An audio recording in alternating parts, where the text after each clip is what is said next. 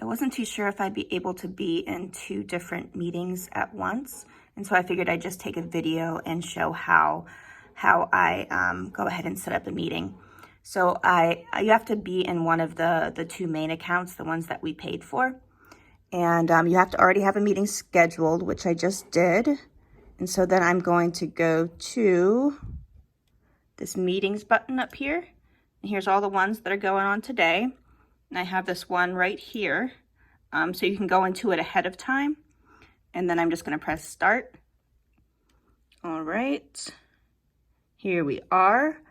And at the bottom of the screen, you'll see this polls option. And I go ahead before my trainings and I'll click on the polls. Yeah, I know I'm muted. And then you just say add a question.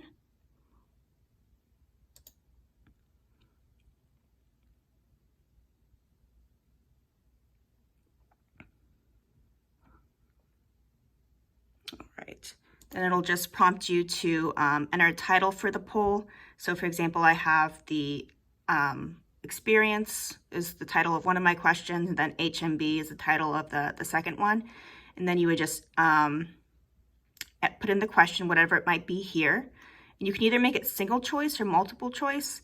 Well, single choice would be there would just be one answer, but multiple choice would be if a person has more than one response. And so then you would just do that, say save. You could also do add a question at this point, but if you do say add a question, what it does is it adds it to that same poll. And so you can't do one at a time. So in my case, I would just say save the question that I had.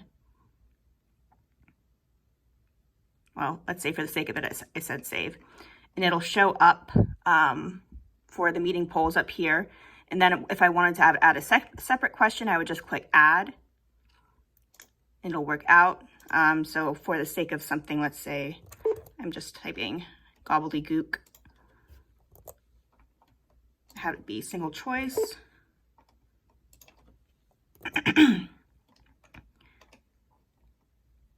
Save. Okay, so it should be all set up to go in my meeting. And so if I go back to the meeting, if I do want to start a poll, I would just go down and press the polls button, and it'll come up. Since I only have one question, only one comes up, and it's that stuff I answered. So you can just say that. You would say launch polling, and then all your respondees will have time to get feedback from you, and it'll show up how many have responded, the percentage of them. It's really neat. And then when you want to end it, just say end polling. You can share results or not. I usually just exit out of this. And so when you're on your PowerPoint presentation, this bar with all these options will still be there.